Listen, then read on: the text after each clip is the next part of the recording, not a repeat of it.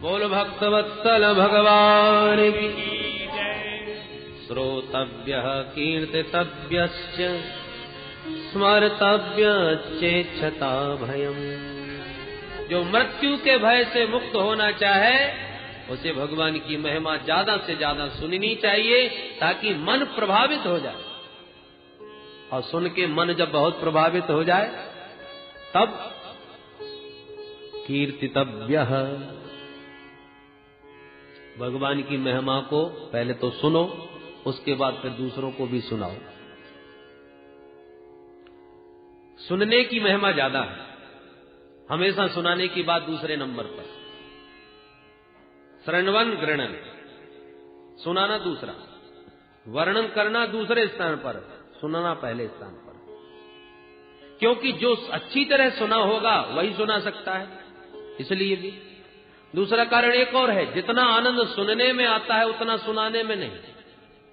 वक्ता भगवत प्रेम में डूबने में स्वतंत्र नहीं, श्रोता स्वतंत्र। श्रोता तो भगवान की महिमा को सुनता जावे और खूब आनंद के सागर में डूबता जाए, चाहे जितना कंठावृत हो जाए, चाहे जितना अश्रुपात हो जाए, चाहे जितनी समाधि लग जाए, वो स्वतंत्र है उस आनंद में डूबने के लिए। पर वक्ता स्वतंत्र नहीं। वक्ता कहीं प्रेम में ज्यादा डूब गया तो वाणी अवरुद्ध हो जाएगी, और जब वाणी अवरुद्ध हो जाएगी तो कथा कैसे होगी? एकदम डूब गया तो फिर वो वर्णन ही नहीं कर सकता, इसलिए उसे अपने को संभालना पड़ता है। इसलिए पहले श्रवण करो और फिर दूसरों को भी डुबाओ।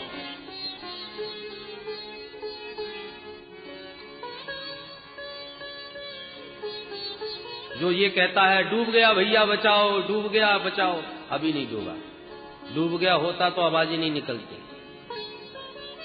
आवाज निकल रही है, इसका मतलब अभी डूबा नहीं, कसर है, केवल चिल्ला रहा है।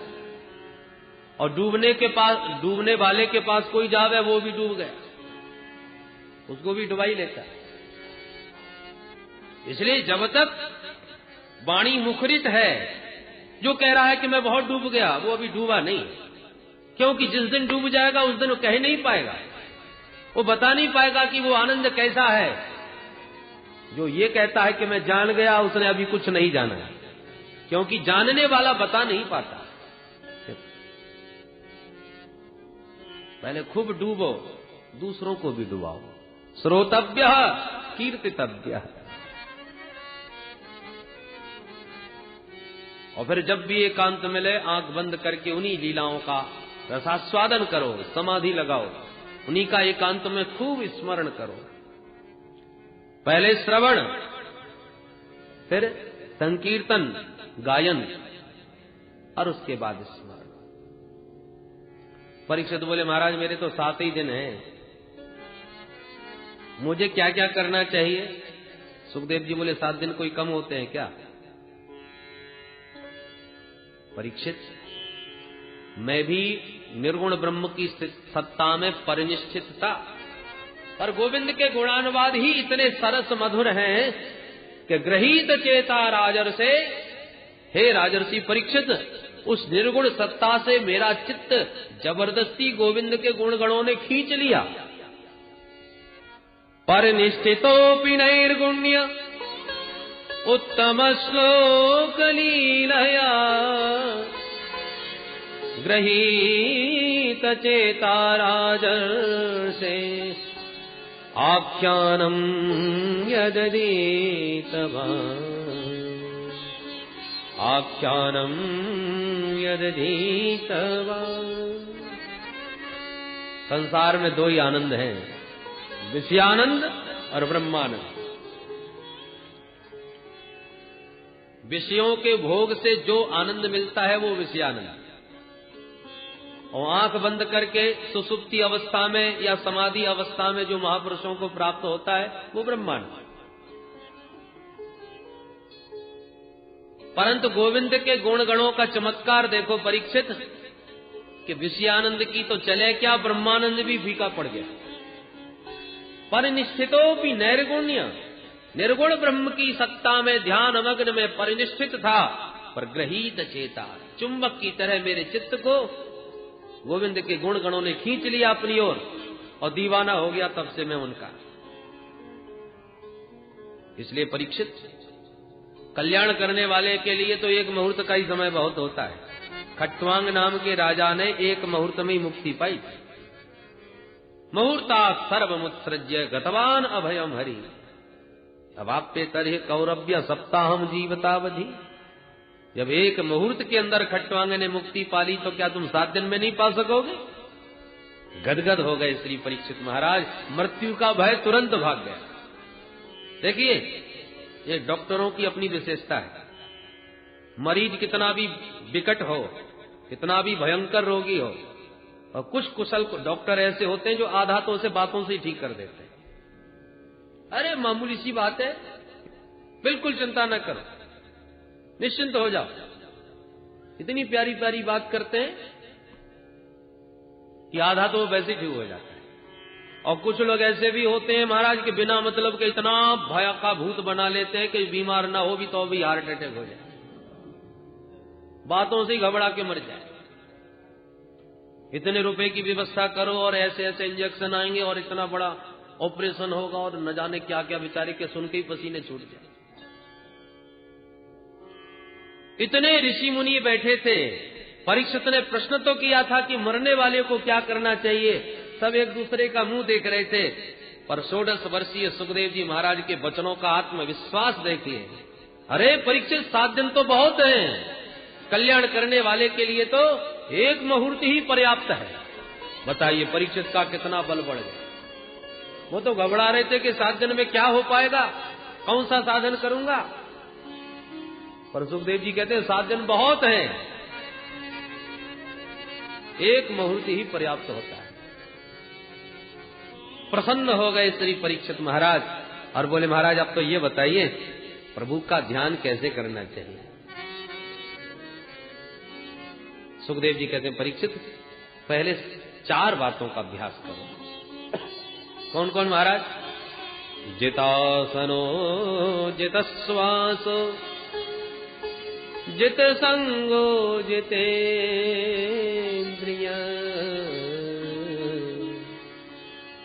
स्थूले भगवतो रूपे मनः संधारये धिया मनः संधारये धिया।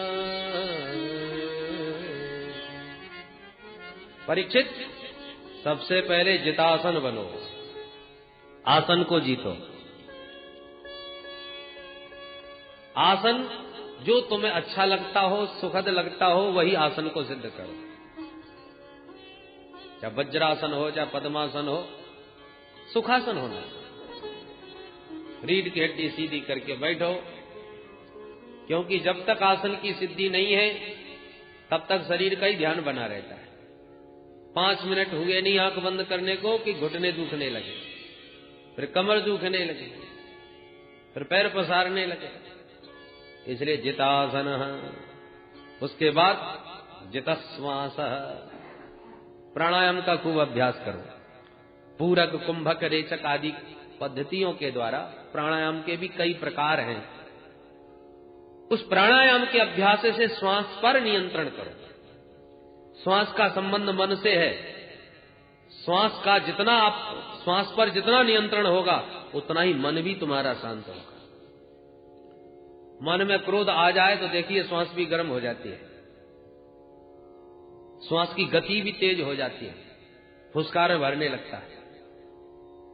तो मन का श्वास से बहुत निकटतम संबंध है। इसलिए प्राणायाम का खूब अभ्यास करना चाहिए।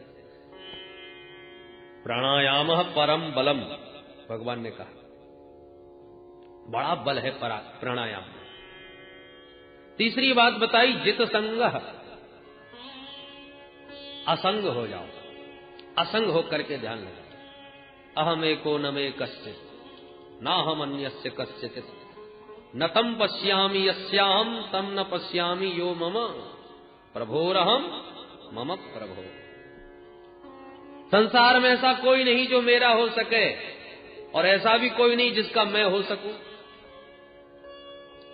शरणागति उसकी ग्रहण करना चाहिए जहां सार्थकता हो, जो शरण्य हो। निर्बल की शरणागति ग्रहण करोगे तो शरणागति व्यर्थ जाएगी। राम जी समुद्र की शरण में गए, शरणागति राम जी की व्यर्थ गई। समुद्रम शरणंगता। राम जी महाराज 3 दिन तक बैठे रहे, हाथ जोड़ के समुद्र से प्रार्थना करते रहे, महाराज बताओ उपाय कैसे जाऊं। समुद्र ने बात ही नहीं करी, और जो अग्नि बाण निकाला सो वो खुद ही लौट के शरण में आ गया। तो निर्बल की, असमर्थ की शरणागति व्यर्थ हो जाएगी। किसी ने बड़ी प्यारी बंसी बजाई और आप उसके दीवाने हो गए, अब तो महाराज हम आपके साथ ही रहेंगे, आपकी बंसी ने तो हमारा चित्त चुरा लिया। और आप सबको छोड़ के उसके पागलों की तरह दीवाने बने पीछे पड़े। उसने भी सोचा जब तक माल है लूट लो, जितना था सब आपका ले लिया, बाद में 9 2 11 हो गए। आपने अपना सर्वस्व निवेदन किया, शरण में गए और शरणागति व्यर्थ हो गई, क्योंकि समर्थ की शरण में नहीं गए। शरण्य हो उसकी शरण में जाओ। भगवान के चरण कमल ही शरण्य है। ध्येयं सदा परिभवग्नमभीष्टदोहम् तीर्थास्पदं शिव विरञ्चिनुतं शरण्यम्। अरे भगवान के चरण कमल तो ब्रह्मा और शंकर को भी शरण देने वाले हैं। श्री विभीषण जी महाराज समर्थ राम जी की शरण में गए तो शरण में आते ही सीधे लंकेश्वर हो गए। इसलिए बद्दल बहुत गरजते हैं पर सब नहीं बरसते। सभी बद्दल बरसात नहीं करते। इसलिए जो मिला त्वमेव शरणम मम, त्वमेव शरणम मम। हर किसी की शरण में न जाओ। शरणागति एक बार होती है और एक में होती है। शरणागति वो ब्रह्मास्त्र है जिसके ऊपर फिर दोबारा कोई अस्त्र प्रयोग नहीं किया जाता। ब्रह्मास्त्र के बारे में आपने सुना होगा कि ब्रह्मास्त्र के ऊपर यदि कोई दूसरा अस्त्र चला दिया जाए तो ब्रह्मास्त्र निर्बल हो जाता है, शक्तिहीन हो जाता है, क्योंकि सबसे बड़ा अस्त्र वही है। मेघनाथ ने श्री हनुमंतलाल जी के ऊपर ब्रह्मास्त्र चलाया। हनुमंतलाल जी वैसे तो बड़े सामर्थ्यवान थे, चाहते तो ब्रह्मास्त्र भी उनका कुछ न बिगाड़े, पर उनको लगा कि एक मर्यादा है। जो न ब्रह्म सर मानो महिमा मिटाई अपार। ब्रह्मास्त्र की बड़ी महिमा है, इसलिए इसकी महिमा की रक्षा करने के लिए मुझे बंधन स्वीकार कर लेना चाहिए। अब ब्रह्मास्त्र के बंधन को श्री हनुमंतलाल जी ने स्वीकार कर लिया, जो मेघनाथ के द्वारा छोड़ा गया, अशोक वाइट का बंध गए। अब दिव्य बंधन ब्रह्मास्त्र का, हनुमंतलाल जी बंध गए, गिर पड़े। पर राक्षसों ने सोचा ये बंदर जैसे तैसे थोड़ी देर के लिए मूर्छित हुआ है, जल्दी जल्दी लोहे की सांकरों में बांध दो, नहीं तो फिर खड़ा हो जाएगा, उत्पात मचाएगा। तो ब्रह्मास्त्र के बंधन में बांधकर मेघनाथ तो थोड़ा निश्चिंत होकर के विश्राम करने लगा। चलो बंदर बंध गया, अब कहां जाएगा। पर जहां राक्षसों ने मोटी मोटी जंजीरों में बांधा हनुमंतलाल जी को, और मेघनाथ ने देखा तो समझ गया अरे राम नाम सब गड़बड़ कर दिया। ब्रह्मास्त्र के बंधन के ऊपर इन सागरों को बांधने की क्या आवश्यकता है। जहां जंजीरों में हनुमान जी को बांधा तो ब्रह्मास्त्र का बंधन ढीला हो गया, क्योंकि ब्रह्मास्त्र के ऊपर दूसरा प्रयोग किया गया, जंजीरों का बंधन लगाया गया, इसलिए वो बंधन शक्तिहीन हो गया। और इसलिए उस बंधन को तोड़ करके श्री हनुमंतलाल जी ने फिर सारी लंका फूंक डाली। बोलो जय श्री कृष्ण। तो जैसे ब्रह्मास्त्र के ऊपर दूसरा प्रयोग नहीं, ऐसी शरणागति एक बार होती है, बार बार नहीं, और हर किसी के सामने नहीं। जो आराध्य हो, जो तुम्हारा इष्ट हो, उसमें निष्ठा परिपक्व हो जाए, उसी के चरणों में शरणागति ग्रहण कर लो। पर इतना ध्यान रखो, जिसकी शरण में जा रहे हो वो समर्थ होना चाहिए, असमर्थ न हो। इसलिए जगत में देखो कोई भी समर्थ दिखाई नहीं पड़ता प्रभु के अतिरिक्त। इसलिए ऐसा कोई नजर नहीं आता जिसका मैं हो सकूं, और ऐसा भी कोई नहीं जो मेरा हो सके। केवल एकमात्र मेरे प्रभु हैं और प्रभु का मैं हूं। प्रभोरहम मम प्रभो। उस समर्थ को पहचानो और उसी की शरणागति ग्रहण कर लो, उसी को अपना समझ लो। गोविंद मेरो है, गोपाल मेरो है, गोविंद मेरो है, गोपाल मेरो है, गोविंद मेरो है, गोपाल मेरो है, गोविंद मेरो है, गोपाल मेरो है। श्री बांके बिहारी नंदलाल मेरो है, श्री बांके श्री बांके बिहारी नंदलाल मेरो है, श्री बांके बिहारी नंदलाल मेरो है। गोविंद मेरो है, गोपाल मेरो है, गोविंद मेरो है, गोपाल मेरो है, गोविंद मेरो है, गोपाल मेरो है, गोविंद मेरो है, मेरो है।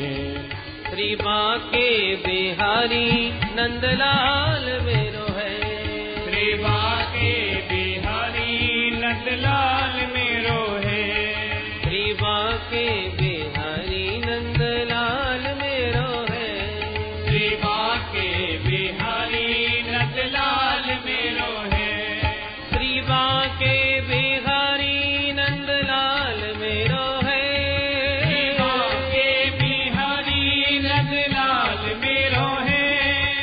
बांके बिहारी नंदलाल मेरो है, श्री बांके बिहारी नंदलाल मेरो है, श्री बांके बिहारी नंदलाल मेरो है, श्री बांके बिहारी नंदलाल मेरो है। गोविंद मेरो है, गोपाल मेरो है, गोविंद मेरो है, गोपाल मेरो है, गोविंद मेरो है, गोपाल मेरो है, गोविंद मेरो है, गोपाल मेरो है। बोल वृंदावन बिहारी लाल जय। उन प्रभु को अपना मानो और प्रभु के चरणों में ही अपने को समर्पित कर दो। बाकी सब प्रकार से असंग हो करके ध्यान में बैठो।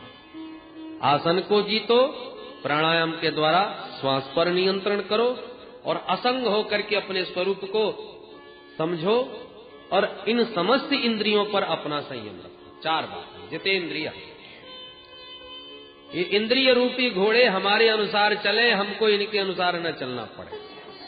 जितेंद्रिय हो जाओ। 4 बातों का अभ्यास करने के बाद स्थूले भगवतो रूपे मनः संधारये धिया। फिर परमात्मा के उस व्यापक ब्रह्म स्वरूप का जो स्थूल रूप में परमात्मा प्रकट है उसका ध्यान करो। देखो, एक स्थूल ध्यान है, एक सूक्ष्म। ये विश्व ब्रह्मांड में जहां तक दृष्टि जा रही है और जो भी दिखाई पड़ रहा है ये भी परमात्मा का एक स्वरूप है। 14 भुवनात्मक ये ब्रह्मांड। कमर है भगवान का मर्त्यलोक, इसके नीचे भी 7 लोक, ऊपर भी 7। नीचे के 7 हैं अतल, वितल, सुतल, तलातल, महातल, रसातल और पाताल। भगवान के चरणों का जो तलवा है ये पाताल लोक है। ऊपर के भी 7 हैं भू, भुवा, स्व, मह, जन, तप और सत्य। शीर्ष स्थान भगवान का सत्य लोक है। इस प्रकार से 14 भुवन भगवान का ही विराट वपु है। ये सारा ब्रह्मांड परमात्मा का स्वरूप। जो सौंदर्य तुम्हारे चित्त को अपनी ओर खींचे, जिस सुंदरता पर मन मुग्ध हो जाए, उसी में माधव की मुस्कान का दर्शन करना चाहिए। खिला हुआ सुमन चित्त को खींच रहा है, कितना प्यारा पुष्प है, तो समझो मानो भगवान मुस्कुरा के हमारे चित्त को चुरा रहे हैं। ऐसी भावना करनी चाहिए। आकाश में रंग बिरंगे पक्षी उड़ रहे हैं ना, यही भगवान की चित्रकला है, कारीगरी है। चाहे जितने बढ़िया बढ़िया चित्र बना लो, 10-20 साल में फीके पड़ जाते हैं। पर मोर के पंख पर क्या चित्रकारी भगवान ने कर डाली कि सालों तक रखे रहो, रंग भी फीका पड़ने वाला नहीं। वयांश यद व्याकरणम विचित्रम, विचित्र कृति है प्रभु की। ब्राह्मण क्षत्रिय वैश्य शूद्र ये चारों वर्ण भगवान के ही अंग हैं। परीक्षित, उस परमात्मा ने जगत में जन्म दिया और जन्म के साथ साथ जीव के भोजन का भी सारा प्रबंध किया, जीवन रक्षा का भी सारा प्रबंध किया। रहने के लिए पर्वतों में गुफाएं बना दी, पीने के लिए पर्वतों में पानी के झरने गिरा दिए, पाने के लिए पर्वतों के ऊपर ये सुंदर सुंदर फलदार वृक्ष पैदा कर दिए। अब जीवन धारण के लिए बस इतना ही चाहिए, रोटी कपड़ा और मकान। भोजन के लिए वृक्षों में फल दिए, पीने के लिए पर्वतों में पानी के झरने दिए, रहने के लिए पर्वतों में गुफाएं दे दी। अब पहाड़ों में रहो, प्रेम से हरि का भजन करो। अब आवश्यकता बढ़ाते जाओगे तो आविष्कार भी बढ़ते जाएंगे। अब प्रकृति से ज्यादा छेड़छाड़ करोगे तो प्रकृति भी कोप करके आपको कष्ट प्रदान करने लगेगी। संत को चाहिए भगवान के दिए हुए उस उपहार में प्रसन्न रहे। बर्तन लेके चलने की जरूरत नहीं, क्योंकि कर को ही पात्र बना के पा सकता है, तो बर्तन क्यों साथ में रखा जाए। कर पात्र बनो, कर कोई पात्र बना के कर पात्री बन के भोजन करो। धर्म सम्राट श्री स्वामी करपात्री जी महाराज का नाम ही इसलिए पड़ा, वैसे उनका नाम तो धर्म सम्राट श्री स्वामी हरिहरानंद सरस्वती था, परंतु कर को ही पात्र बना के पाते पाते नाम ही उनका श्री स्वामी करपात्री जी महाराज हो गया। सत्यांक्षितौ किम कश्यपु प्रयासैः, अरे संतों का तो सारी धरती ही बिछोना है, और ये लंबी लंबी भुजाएं है ना, यही महात्माओं के तकिए बन जाती हैं। भुजा मोड़ के सिर के नीचे लगा लिया, वो बन गया तकिया। हाथ ही उनके पात्र हैं। कपड़ों की आवश्यकता पड़े तो वृक्षों की जो छाल है वही उनके कपड़े हैं। वृक्षों ने अभी भोजन देना बंद नहीं किया। एक महात्मा जंगल में बैठे बैठे सोच रहे थे चलो आज हलवा खाएं। अब जंगल में बाबा को हलवा कहां से आ गए, इतने में पका हुआ केला मिल गया, और केला छील के जैसी महात्मा ने पाया तो खुश होकर के बोले वाह सरकार, क्या गजब का हलवा, पैकिंग करके भेज दिया। पैक करके ठाकुर जी ने हलवा बना के प्रकृति के द्वारा संतों को दिया है। अब पैकिंग खोलो, हलवा निकाल के पालो।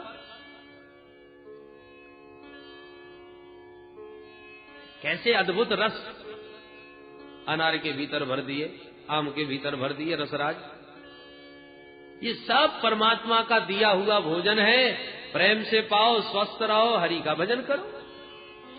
सारा प्रबंध परमात्मा ने किया है जो परमात्मा के आश्रित रहते हैं उनके लिए। मां के पेट में थे तब कौन खिलाता था? उस समय भोजन किसने दिया? ठाकुर जी ने ही तो प्रबंध किया कि आप्यायनी नाम की नाड़ी से सारा रस ग्रहण करता रहता है मां के गर्भ में बालक। बालक को कोई कष्ट न हो, वहां पर भी उसको सुरक्षा के कवच में व्यवस्थित कर दिया।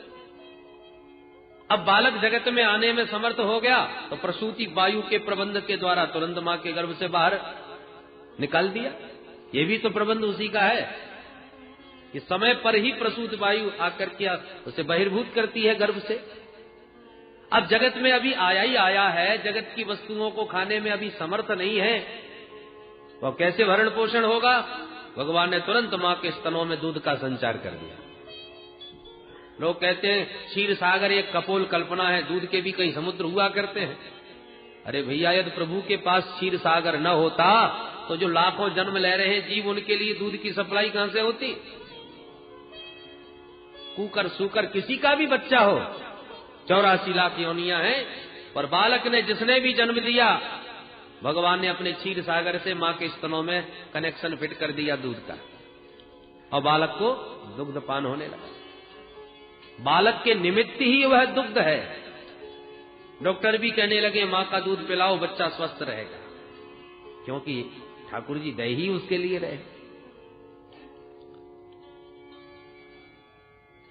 मां के दुग्ध का पान करने के लिए बच्चे को दांतों की आवश्यकता नहीं पड़ती, इसलिए भगवान ने दांत दिए भी नहीं।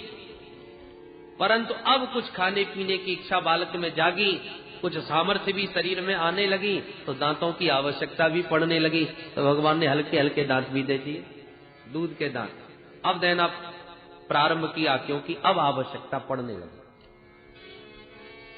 और जहां पाने लगा बालक इधर उधर की वस्तुओं को, तो भगवान को लगा अब दूध की आवश्यकता नहीं रही, तो कनेक्शन काट दिया। अब दूध नहीं मिलेगा, खाओ। बाहर की वस्तुओं का सेवन करते करते बालक बड़ा होने लगा, स्वस्थ होने लगा, धीरे धीरे नवयुवक बन गया।